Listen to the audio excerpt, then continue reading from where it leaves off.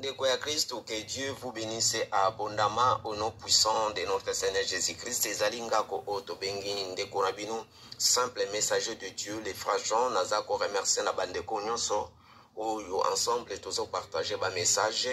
et te nyonso tozo kosala œuvre dans la maisonnée de Dieu. Nzamba lobi o nyonso kosala œuvre na kati ya ndako na ye eza lokola zali kokotisa ye nyongo. Yango ndeko na ngai o nyonso tozo sala eza invente nzamba yebi. Parce que moto asali mokili soka lobi ke kotisie nyongo akopesa yo nini akofuta yo nini. Alors yango ete to continue kolakisa bolingo wana pona kokota na message na biso ya lelo oyo nzambe abongiseli biso tokolukana totonda ye pe tokoti na message na biso. Yalingaka mingi koyemba avant ya kokota na enseignement pona mateya ezalaka aussi bien pona kotonda lisusu nzambe kokumisa ye. L'ami fidèle tendre,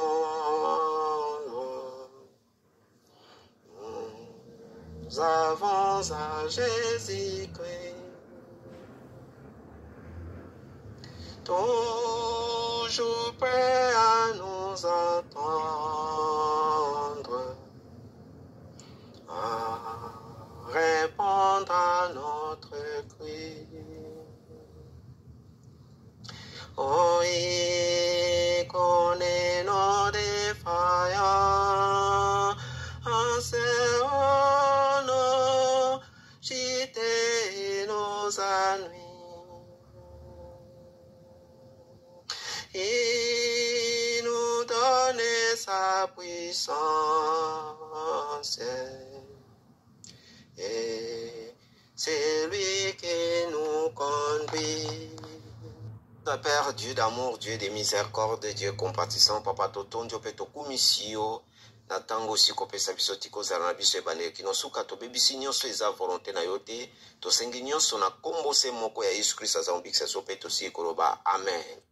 Shalom peuple de Dieu, que Dieu vous bénisse encore fois plus et tout ko kandenge nzembo ici ko yebisa biso wana aza toujours prêt pour na koyoka biso, aza toujours prêt pour na ko répondre na ba cri na biso pe na ba défaillance o tozali ko sala na katsa bomo na biso, aza na pona a pardonner biso asala o izali c'est que toujours ezali malamu. Lelo to koloba siri à propos ya révélation, la fois passée to loba ki sur que bana ennemi invisible te dit que notre lutte n'est pas charnelle mais est spirituelle. Alors, ezali lelo toujours ba révélation. Révélation, tout le monde dit la Bible est la parole et la volonté de Dieu révélée. Ce qui totali na kati ya Biblia, totali na Jean Apocalypse chapitre 1 verset 1 à 3, ce qui tout en attend autant on va sur la révélation de Jésus-Christ que Dieu lui a donné pour nous montrer à ses serviteurs les choses qui doivent arriver et bientôt et qu'il fait connaître par l'envoi de son ange à son serviteur Otobengi Jean, tomoni sur na kati Apocalypse, sur la révélation et le bas. Tu as aussi sur la vision des gens dans l'île Otobengi de Patmos. Et puis tomoni aussi vision ya Daniel dans le temps Otobengi messianique, Otobengi dans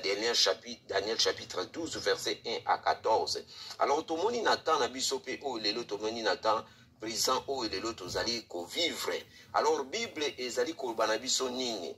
Bible ezali ko banabiso na 1 Jean chapitre 4 verset 1 balobi que bien-aimés n'ajoutez pas foi à tout esprit mais éprouvez les esprits pour savoir s'ils sont de Dieu car plusieurs faux prophètes sont venus dans le monde. Toi ajouter na ba esprit nyon c'était to yo kate meto lukani to mépriser te meto examiner. Tu dis que la révélation et où ta na prophétie et où ta na songe na vision na ba acte na ba bilembo ko koloba na yo acte ko koloba na yo eza ko révéler quelque chose ba lui que révélation ezali auto bengi ko révéler quelque chose ou bien découvrir ou bien faire connaître ce qui était caché ou inconnu ou révéler des secrets mo ba pesa yo o tsuko ba o lobi on pa ya moto donc ya moto bengi yango révélation. Alors tout le monde lelo na époque na biso aussi to ki ba révélation mingi ndenge na lobi pour exemple na oki o sa maman na biso soki Adeline na France azo parler sur nzamba lobi ke to jwa to bomba ba provision na kati bandako to lukato provisionner biloko na kati ya ndako. Lelo bato musu bakozwa biloko wana asi to baye baloba pesa le makate. Oui, tomoni na kati so totali exemple ya Egypte, tomoni comment est-ce que otobengi Joseph tango Pharaon azwaki otobengi songe bakokai kolimbola ngote, mais à travers otobengi moumbu na ye otobengi Joseph ayaki kolimbola ndoto wana ezalaki po da yete ba conserver biloko pendant 7 ans. Mais toyebi famine frappaki en Égypte soki ezalaki message wana te nde bato bakufaka ya trop. Alors to négligeaka aussi ndeki tolobi ke ba révélation te ba message ezo ya message ende na lobi yaka na ndoto yaka na prophétie yaka na ba acte yaka na ba bilembo ndeki tozomona bilembo za komona na kati na mokili oyo. Alors ezalaka message moko ya avertissement ya encouragement pe ya espoir pona biso pona futur na biso ya lobi. Yango ete ndenge tokolobake ndoto oyo tomoni tolobaka ke makambo nyonso eyaka oyo tobengi révélation eyaka na côté positif et côté aussi négatif. Mosusu eza mpona bien ndenge tolobi avertissement eza koencourage biso mpe eza eloko moko ya espoir, mais misusu mpe eyaka ezali oyo baza koavertir yo quelque chose. Alors toluka to néglige yango te parce que balobi oyo nyonso ezali révélé ezalaka condamné. Alors condamné na ba oyo ya mabe oya malamu to receva kango oya mabe to kondana kango eza ni petit na kati église na kati ya bible mutoroba ke bola exception verset bolobaka ke o condamné ezate. Or condamné ni ngoloba nini parce que au total na Ephésiens chapitre 5 verset 11 balobi na biso ke et ne prenez point part aux œuvres effriteuses des ténèbres mais plutôt condamnez-les. Pourquoi balobaka condamner? Est-ce que tango yo lotindoto ya mabe okosala nini olingo kondanango tangu mutu moka zoluba no likamoni talobi na yoke mwana na moni pena akozala neti mwasi ya ndumba pourquoi loba maloba mabe na kokondana non sans effet asa mwana ngoko lakele mabete to kondana kango directement yango moni yaka à chaque fois tangu yo moni likambo to loti to action mo mutasali papa rejetango mutu akolobela bano mabe il faut rejeter maloba wana ezaka mo ko rejetango ko bebisango tangu loti ndoto ya mabe basala ni lamuka prier bebisa misana ngo parce que ça déjà loko bazonga ba programmer na monde o to bengi invisible yango to lobi ke bana ennemi invisible parce que aza ennemi ozo monate maza coopérer yango nzamba so sala tout a communiquer na biso ko lakisa biso de façon tous en abokebi nyonso yango to lobaka o nyonso yo eza révélé zaka condamné o eza na côté négatif non côté positif pour ceux qui za na balamu to recevoir kango. Et c'est pour cela ndenge na si koloba eza na prophète moko papa na biso to bengi le prophète Jean-Luc. Le prophète Jean-Luc azali na Suède ezalaki un jour passé, aza kopesa message moko sur papa ndeko na biso oto bengi Boketu wa Yambo. Alobi message wana ezaki mukuse. Alobi ke nzamba zola kisaye ondire azomona image ya bandibu bazolinga basala Boketu mabe. Bato mo bazolinga ba programme basala ye mabe.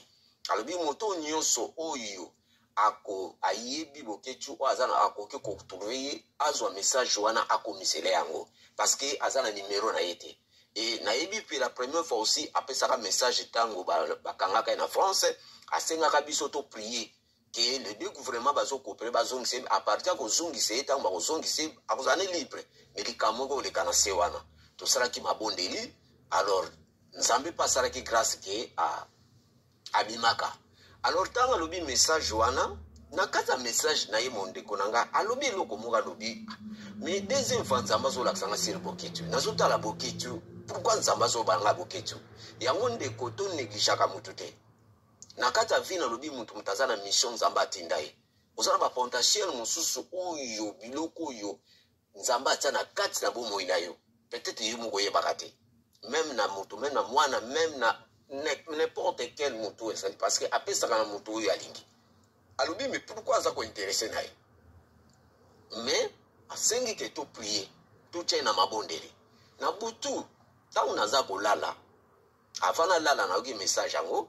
na butu wana nasali prier na prier pona papa na biso oto bengi Boketu wa Yambo na prier que nzambe protéger ye ndenge prophète asengi to sala ba prier parce que la Bible dit que prier pour les uns les autres ngape na sali lo sambo na prier kosala na sali prière na butu na ngo naza kolala bandeko na ngai bazolakisa nga image moko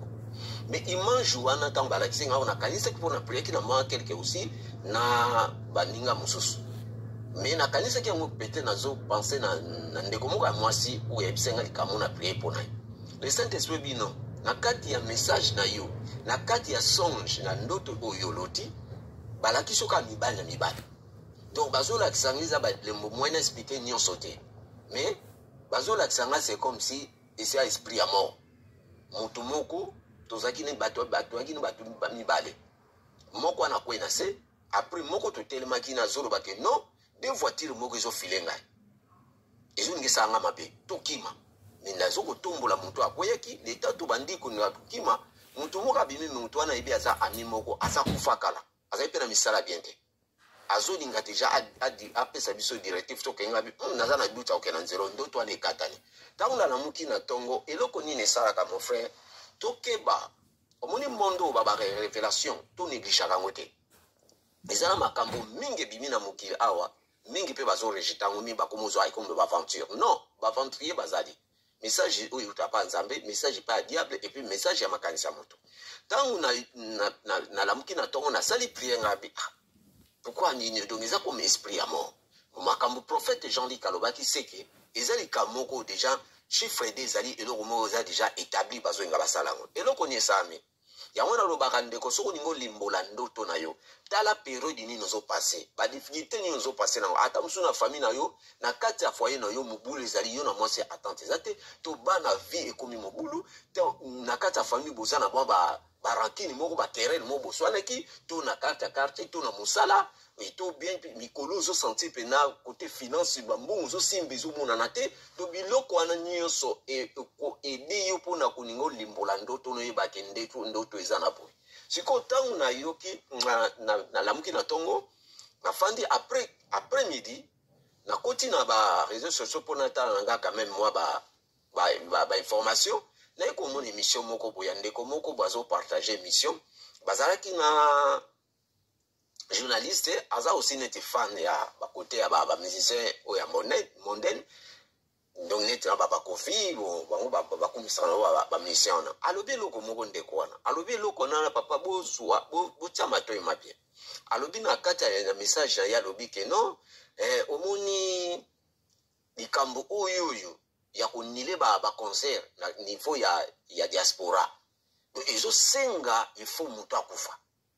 journaliste abe moto akufa pourquoi alobi non ezosenga moto akufa ou bien musicien moko akufa ou bien combattant moko akufa or na bato wana mibale azoloba na de camp wana azoloba bato ya simple te azoloba bato moko ya tete bato moko ya tete donc ou bien musicien moko afazala sacrifier pour makambo wana esila pe histoire nango esila tokoma mpena makambo ekoma normal elobi mingi ntango alobi yango le Saint-Esprit lobi kanisa makambo mona putu kanisa makambo prophète oyo alobi Jean-Luc kanisa yango bien ntango nafandi mbamo nayi kocomprendre ke ekomi chiffre 3 accomplissement donc nayi kocomprendre ke non makambo nzambe alobi mpe nafandaki oyo na examine yango eke justement eza pena juste passé nalingaki sikoyo nabenga ye boketu nazwi numero no te naye kozwa numero ya garçon moko boye basalaka na émission kombo na ye Top FM naye kozwa numero na ye nameki kobenga ye eleki te nakotisi na website nameki ekoki te nabengi mpena numero no normal ezozwa me mutu azoyamba te ekaka répondre na pi peut-être aza na bamission nasali message eza message ya 30 minutes nalobi en tout cas komisa message au place ya boketu tala prophète mongo alobaki nga mpe namoni nzambe alakisi nga epuis tala bimanche natindeli esusu video wana ayoka ngai bake eza makambo kozwa yango série nini alégere te fo kozwa yango mpena série natindi message wana ndeko na nga omoni Dieu parle tantôt d'une manière d'une autre parce que pourquoi eza eloko moko ndenge wana bayi kosentir ke mongongo ya wa yambo eyokanaka soki alobi marga zene na Belgique mais soki alobi azo insiste bato bayoki mpe batelemi donc toyebi te oyo na monde spirituel oyo baza koprograme mais déjà oyo tolobaki oyo eza révélé eza condamné ndenge nzambe aza omonisa azotalisa azosenga pourquoi azolobaki to prier Pourquoi nous avons agir te yemoka protéger? Pourquoi so aza ko exister biso ke to prier? To prier pour nini to bebisa misala wana. Yango babike o nyonso ya révéler za ka condamner papa eloko nyonso soko mona vie na yo omunya ngo clair te sala nini linga opamelango o prier o détruire yango. Alors on a sali message na tindi soki ndekwana kozwanga ko pesa esa parce que ko pesa ete na ko exister soki na ko exister na monike azozwa te mena ko continuer toujours ko prier pour nango yango ete yango tolobi ke to négligeaka mutu te parce que ndekwana zotuna pourquoi boketu oyebi ba concert ebeta kawana o tozomona ba musique wana oyebi combien de personnes bakanga makala monde à ténèbres oyebi combien de personnes ba vie na bango ba âme na bango ezaka détruit à partir ba musique wana parce que ça va musique moko ça va pas mater parce que la musique moko o eza diabolisé o ezali biloko moko détruit ça va vie ya bato ndenge toza koloba na bandeko ozobeta musique musuna ndako no yo ozomona ngo musique ozobina mais na molimo na biloko invisible ozoyiba te makambo nini ezokopere na kati ya ndako na yo ntango yo ozokumisa nzambe nzembo ezali inspiré na nzambe ozokumisa ngo baange bazokita na ndako no oyo ezali kotia miziki ya mokili oyo ezali diabolisé même religieux même oyo ya mondaine soki mutu wana kenda na bakisi donc eza anime na bademon alors bademon na bayaka baza kokota na ndako na yo bakotaka pe na banzoto bakokota na nzoto tamusa mwasi ya mobali na yo ya bana na yo babebisi vi ndenge tozobona bana na bamilie oyo mingi baza kokende bazobebisa surtout na bababwati wana mwana azaki mayele epi akomoke na balia wana mayele akomi konéglige ne makambo ya klase alingi lisusu yango te me mayele na motu alingi azala motu moko monene vi ne bebi akomi motu mona badrogue makambo ebele donc ekota omona mwasi akomi na avantage moko akosakana te mobali akomi kotaka na ba Facebook kotala biloko ya bato akomi ndozwa basi esprit moko soki ekotio mpo bademo bakebele bamilie akoya na baforme na demon aza na rôle na ya jouaka. Alors yango ete ndeko toke bandenge Bible ezoyebisa que Dieu nous a donné la victoire en Jésus-Christ dans 1 Corinthiens chapitre 15 verset 57. Et Jésus-Christ a dit que prenez courage car j'ai vaincu quoi? Le monde. Était en gros frère, tout préparé physiquement, spirituellement, parce que le monde a ténèbres, ils ont makambo mingi ou ils allaient préparer, ndenge na ibisa kibino, ba vision autour, ba révélation nzamba talisi biso. Tala neti révélation na lo na mona dragon. Dragon autour le beza première bête. Première bête bozo mona est affaibli. Bon tala bien mokili, affaibli. Bon mona est affaibli. Première bête affaibli. Oh, deuxième bête balingi siko deuxième bête wana parce que deuxième bête wana nié mutaninga ki ko renforcer ye ko ya ko fortifier ye ko pesa makasi alors siko deuxième bête ayete baza ko sala tout deuxième bête aya oh ce qui deuxième bête aye papa eza catastrophe na monde makambo tozo mona eza moke na yebisa yo deuxième bête ayete mutu empêcher deuxième bête ezali RDC République démocratique du Congo mutu empêcher RDC yango bomoni RDC eza grand menace na kata monde à ténèbres baza ko trafu ba saboter yango parce que à partir ya RDC nde makambo ebebi na royaume oyo ezali na kati ya fleuve makambo ebebi à partir wana ete yango nde konangai tango dragon wana naza komona ye dragon wana zaki na kanda ya makasi. Et pourquoi botuna bino moko? Pourquoi ete nzamba talisinga vision wana na ville o na fanda akotisinga na kata triangle entre dragon na bête et puis aussi représentant à kata église nga na kati wana dragon akoke ko supporter otala misu ngate et puis tala ndenge nzambe asali nzamba la kisika ngo a partir ya ba oyo ndeko oyo ya mondela inga kufa na kati ya rond-point na moi makule kangani crampe tango na komi na lie wana nazomona action zo sale matango action e kati e salamite mutu wana mbara moko makolo na ngai crampe longwe Saint-Esprit lobi e fallait ozalanga po mutu wana kufate nde e kozongisa ngai lobi na ngai fanda bien kanisa na l'an 2020 l'an 2006 okenda ozokende cours ozaki na kati ya bis accident ngaki salema oganga au nom de Jésus ozaki liboso ya bis oyebi accident ezaki na ba sacrifice ngesa ma plus de centaines personnes banga bakufa à partir yo ndeko zai na bis wana yango salema te ezongi singa lobi fanda bien olota ndoto na Japon yo koma Japon te na rond-point événement mo vale salema wana à partir yo ozaki na ndoto wana donc moyen événement ne salema te ndeko nanga eza ngate o na lobaka na beta tolo eza mystère ya nzambe akosa nanga na yo akosa na yo akosa na ye ndenge moto rebi bokechu mongongo na zoganga oyebi combien de personnes pas sauver ke ba concert wana mwana akenda ko na tamsu via mwana mu bebebi a partir ka kenda ka concert wana donc toyebi ke biloko wana nzamba zo ko protéger batona parce que bazo contribuer na kasi na message na pesi papa na biso bokechu na pesi ba conseil belé puis na zaka na vina tsola na ye mais na lobi ba message moko en tout cas ça message à 30 minutes on a lobi soki pena ndeko na komisela ngwa koyoka ngo ekulinga pe esunga ye donc yango ndeko na ngaya tokeba nzamba tasi biloko nyonso wana alors draco wana zaki na kanda olobo komona ye de temps en temps bozo mona ye affaibli pourquoi affaibli bolanda bien maloba ya Macron landa Macron bien lobini la bête évidemment est là la bête azakoya mais bokomona Macron bakomi kobete bambata Macron bokomona ye ete bakomo bwakere bamaki bokomona de temps en temps en Afrique et finance ba français et comme déjà kokita to moni révolution moko na kata Afrique bani da ko manifester donc tozo mona ke Macron zo mona ye azo prononcer bête esinga na lobi bomona na monoko na lobango parce que bozo mona ngwa zolo bango bango physique mo spirituel boyebite po débit ya makambo lobaki ni toza na cœur ayebisa ki bisote alobaki na balie na ye batune pena ke to kute na résistance to kanse bato baza faibli nzoka prière to sala papa la prière c'est la puissance et tout que ça makambo ebele totika prière tene na za ko senga ndeko nanga ozoko ndozwa verset ko ndozwa neti kaka na black tena ke ndozwa balingo loba sala prière na beg you na sengi yo pour l'amour du ciel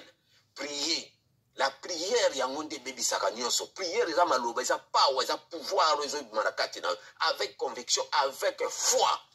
okokende pe ko sala le côté mais okende kaka to balingo loba papa okomona makamu na yo parce que eza diabolisé mais tant que en Christ il ko sala le côté naza ko senga ngo pe naza ko loba nango papa to continue ko prier parce que to yebi dragon zaraki na kanda ya kanda nde le Saint-Esprit bandi ko expliquer nga bakambo nyonso oyeleka mitala ba révélation soko totali oke na Congo mo Christo pa papa na biso Alpha oke na papa na biso Elson TV o bazana kata Bible un peu bazo sa misala kitoko o misala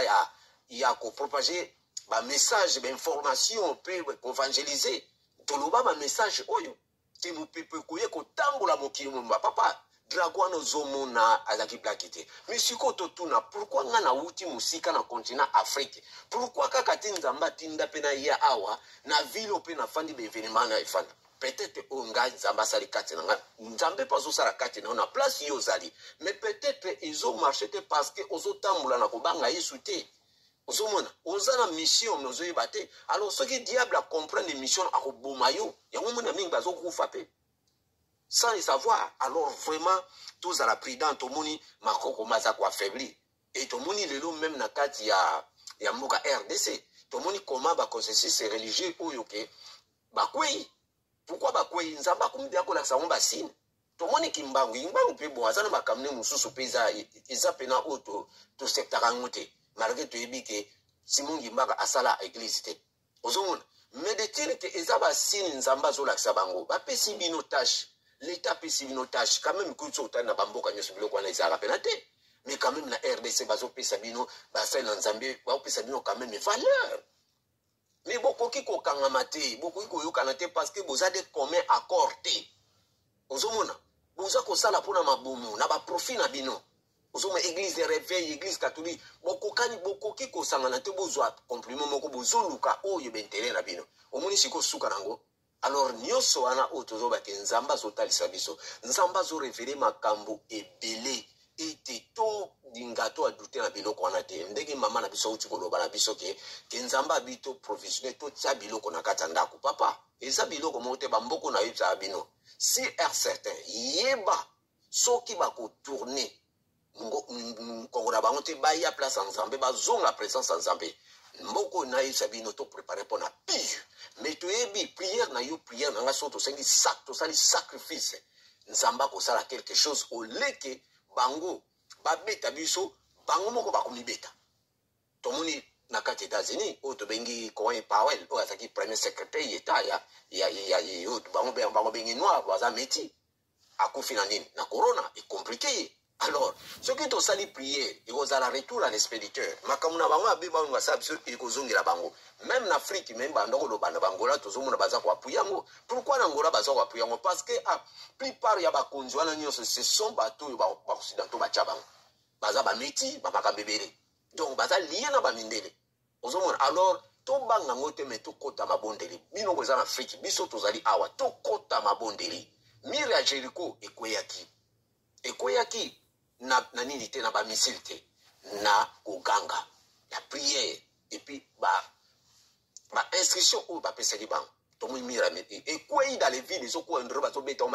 ba missile moko spirituel et c'est pour cela soki to thème na prière ndenguranga to kolonga bitumba oyo yango ete ndenge na sili koloba ete Bible ça veut dire que prions pour nos dirigeants, prions pour nos dirigeants religieux et nos autorités et prions aussi pour les uns les autres. Et aussi dans 1 Corinthiens chapitre 15 verset 58, ainsi mes bien-aimés, soyez fermes, inébranlables, travaillez de mieux en mieux à l'œuvre du Seigneur, sachant que votre travail ne sera pas vain dans le Seigneur.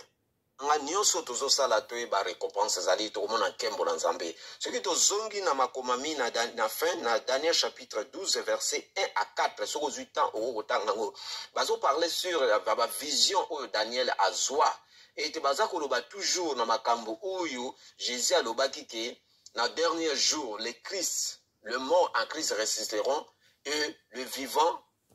bakosani bakochanger à clé d'œil.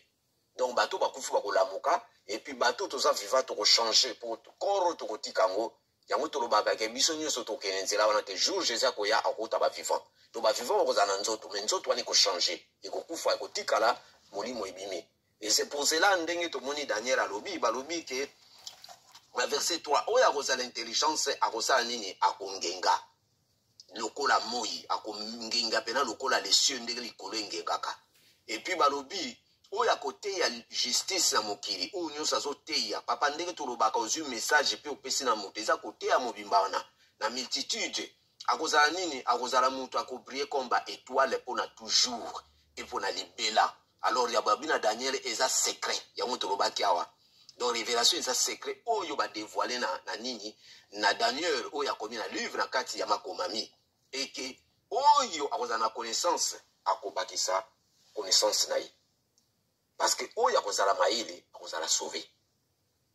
Tango yo zwi biloko oyo zwi ba message oyo kipango tambo na kobanga Nzambe oyebi ke non nga nazota la vie lelo te nazota la future nazota la présente parce que président manga na libulu ya moto na kolinga ke na tambo na kobanga Nzambe na za vrais adorateurs na adorer Dieu en esprit et en vérité et na tambo na crainte de l'Éternel na vivre vie à sanctification. Yango ete moto babenga ça intelligent parce que nyonso eko passer ça biloko moko passager et koleka mais la parole de Dieu c'est que Jésus-Christ Nazareth akotika la koleka te azali chemin ya vérité ya vie azali mai ya bon moi ndenge lilobelobi ke il mange du Dieu invisible le premier babi azali le premier de toute la création et balobi ke car en lui ont été créées toutes les choses qui sont dans le ciel et sur la terre, les visibles et invisibles, trône, dignité, domination, autorité, tout a été créé par lui et pour lui. Nyoso est créé pour naïe, eza pour naïe. Il est avant toutes choses, azalaki, avant makam nyoso ezala. Donc,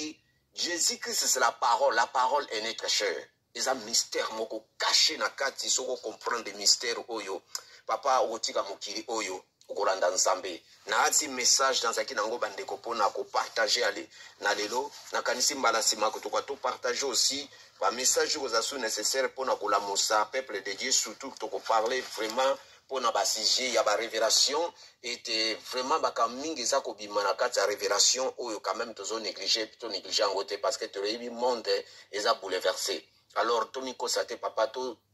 mépriser te mais to examiner. Notre Père, Dieu d'amour, Dieu de miséricorde, Papa Naton Dieu pena commission du Nathan aussi kopesa biso Seigneur tika message o édifier peuple na yo o nyo soit kozwa message o à recevoir à croire na message o Seigneur tika miracle ne sa makasa bo moina ye pena kati ya libota na ye Papa to bebisi nyoso ezali plan ya munguna contre ba l'ouvrage amena contre ba innocent Seigneur opesi ba